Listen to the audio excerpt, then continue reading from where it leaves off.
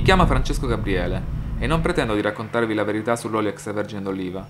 Voglio solo raccontarvi una storia. La raccolta inizia alle prime luci dell'alba. Penso che è l'unico questo.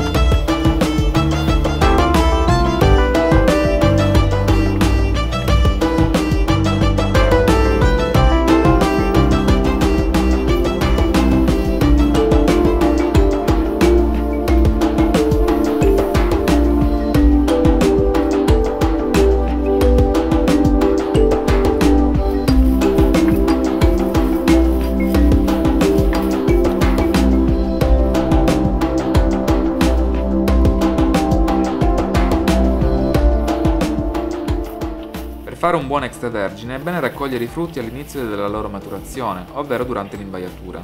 È molto importante non anticipare, ma neanche superare questo momento. Nelle olive la carica di antiossidanti, i polifenoli, è al suo massimo, ma anche le sue proprietà aromatiche, appena formatesi, hanno raggiunto l'apice. La scelta del periodo di raccolta non può quindi essere definita in modo generico, ma viene mostrata spontaneamente dal frutto con la comparsa di piccole macchioline di colore nero violaceo sulla sua buccia.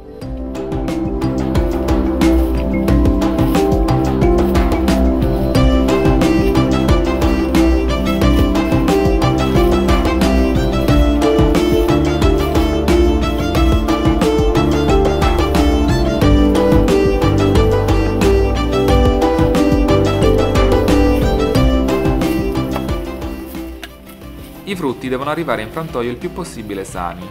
È bene evitare di calpestarli o ammaccarli durante il lavoro. Tutte queste accortezze apparentemente eccessive diminuiscono concretamente la probabilità che in questa fase si creino fastidiosi difetti organolettici che ne comprometterebbero la qualità.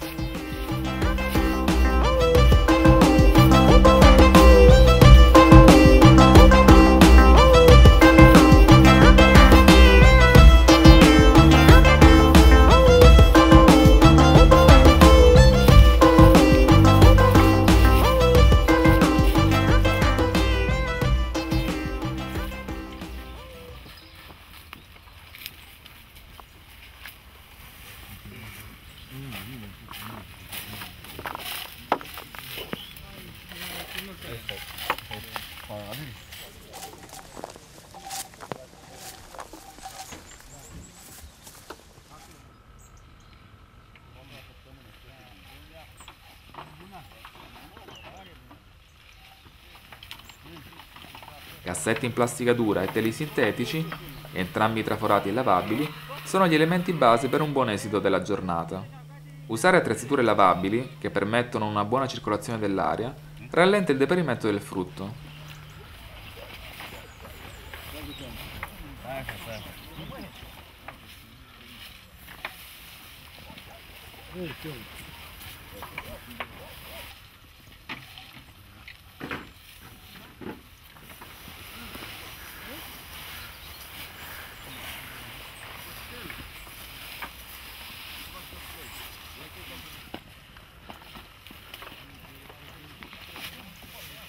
O arranjați acolo, nu trebuie să o aranjezi aici.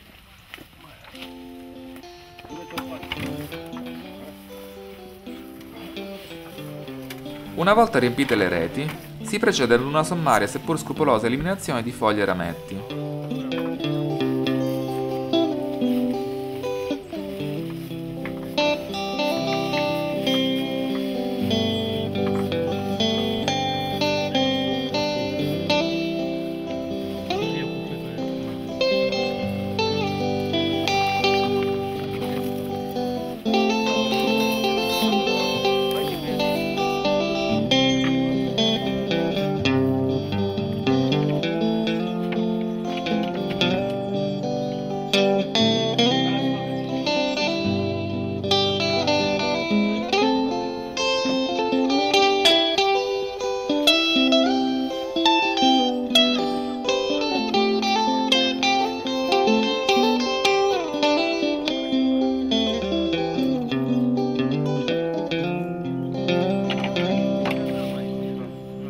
Oggi le olive si raccolgono con questo strumento che è un rastrello di plastica dura, doppia, per non ammaccare le olive. Le olive viene presa un pezzo di ramo, si prende dall'inizio del ramo e si inizia a rastrellare in questo modo, causando la caduta delle olive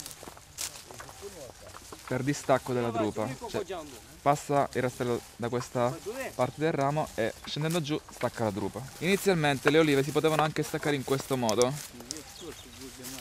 poi venivano usati dei bastoni, si battevano i rami in questo modo causando la caduta delle olive, però i bastoni erano molto alti e si usava soprattutto per gli alberi secolari che non permettevano un avvicinamento sempre perfetto, ottimale alla pianta. Ci sono altre molte attrezzature, principalmente il principio resta sempre quello del rastrello di plastica che si può applicare all'abbiaccatore elettrico oppure a dei macchinari veri e propri che sono come dei grossi pettini che si attaccano solitamente o dei macchinari o ai trattori. Inoltre c'è un'altra macchina di cui non è ben chiara ancora l'effettivo salubrità dell'uso, se così vogliamo definirle, che ha delle braccia che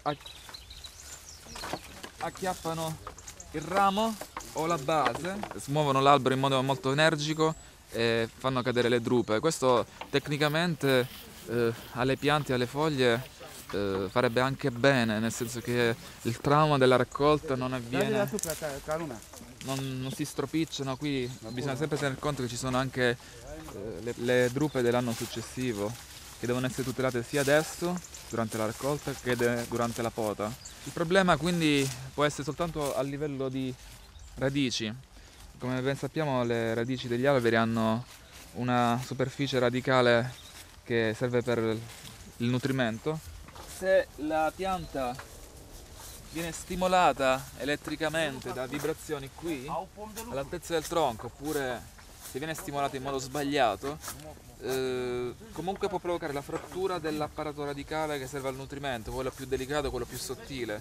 Le vibrazioni possono provocare queste fratture, quindi il reale funzionamento di questo macchinario a me personalmente è ancora ignoto. Cioè, il funzionamento tecnico sì, ma se è comunque dannoso o meno per la pianta ancora non so rispondere a questa domanda. Nel frattempo utilizziamo il metodo tradizionale, che è quello più delicato, tra virgolette, nel senso che è quello meno aggressivo e meno incisivo.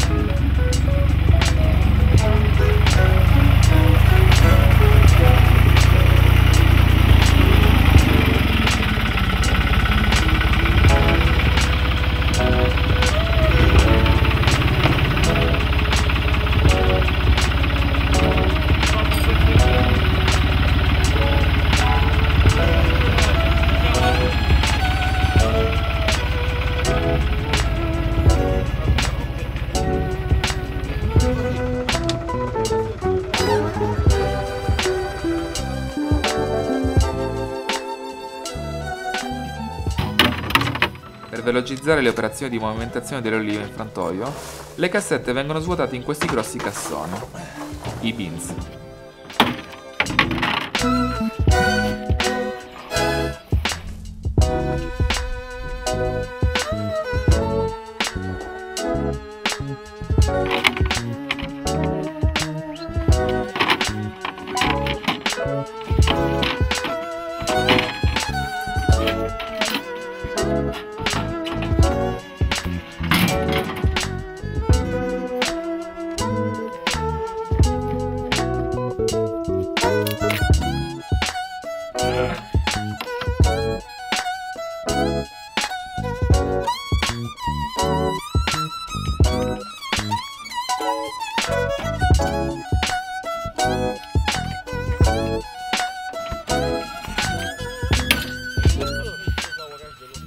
A fine giornata, tutto il materiale deve essere velocemente raccolto e portato al riparo.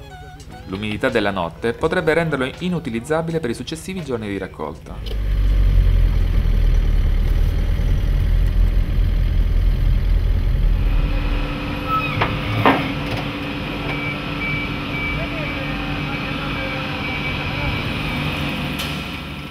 Il carrello elevatore esegue velocemente le operazioni di scarico e di pesa.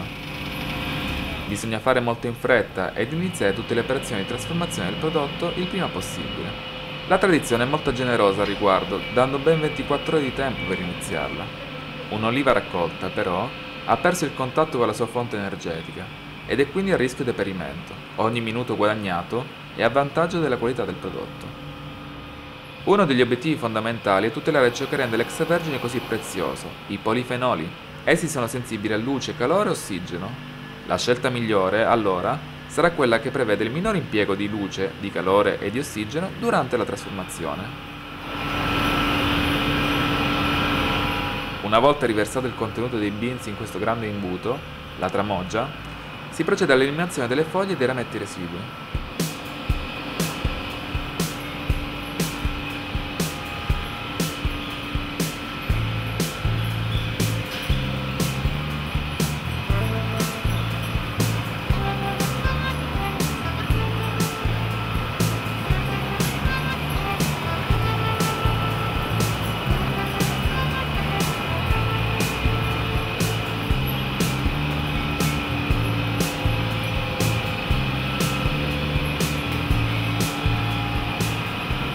La seconda fase si occupa del lavaggio delle olive. È bene che il ciclo del lavaggio abbia un approvvigionamento continuo di acqua pulita.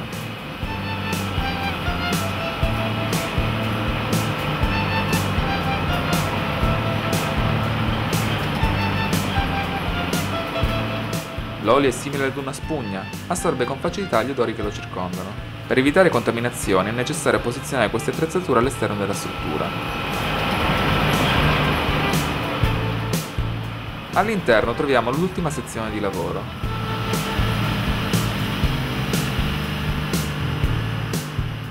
Nel ciclo tradizionale queste grosse molazze, solitamente in granito, frantumano le olive formando una pasta uniforme.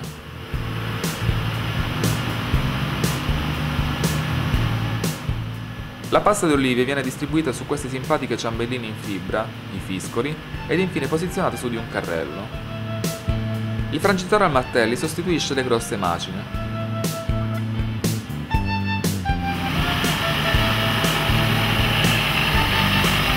Nel ciclo continuo, tutto avviene in modo automatizzato.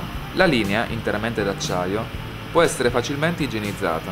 Inoltre la pasta di olive non viene esposta direttamente per tempi prolungati a luce e ossigeno, abbassando i rischi ossidativi.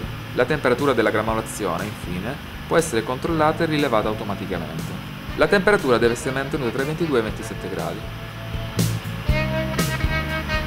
In natura, all'interno delle olive, l'olio è emulsionato con la restante parte del frutto. Le gramole, con il loro moto rotatorio, rompono l'emulsione tra acqua e olio semplificando la terza fase.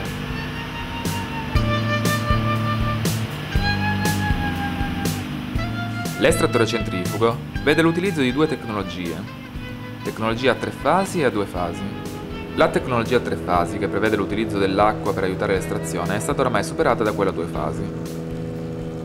Lo svantaggio degli alti consumi idrici, che diluivano gli antiossidanti nelle acque residue, le acque di vegetazione, è stata superata dalla tecnologia a 2 fasi.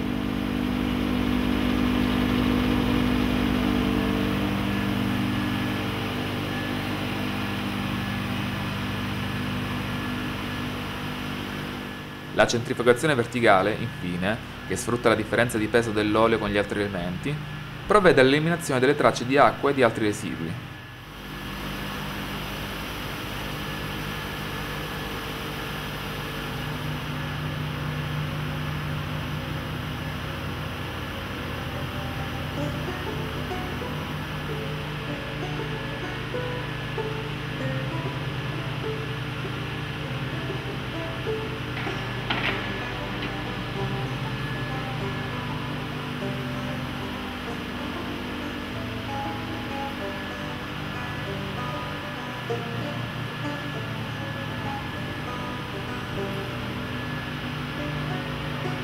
Essendo inoltre un ciclo di lavorazione discontinuo, necessita dell'intervento di uno o più operatori, elevando di molto i costi di gestione.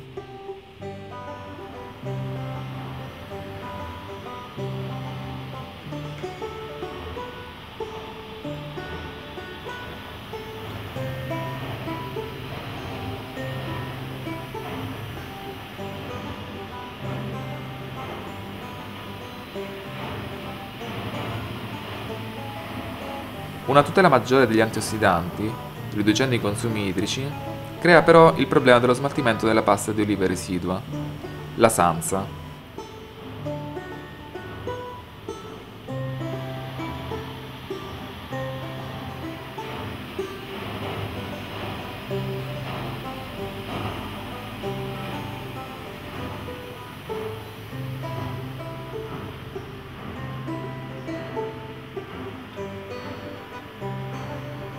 Nel caso di sanse asciutte, ad esempio, si può procedere all'estrazione del nocciolino, che riuscirebbe ad alimentare grazie a potenti stufe lo stesso frantoio.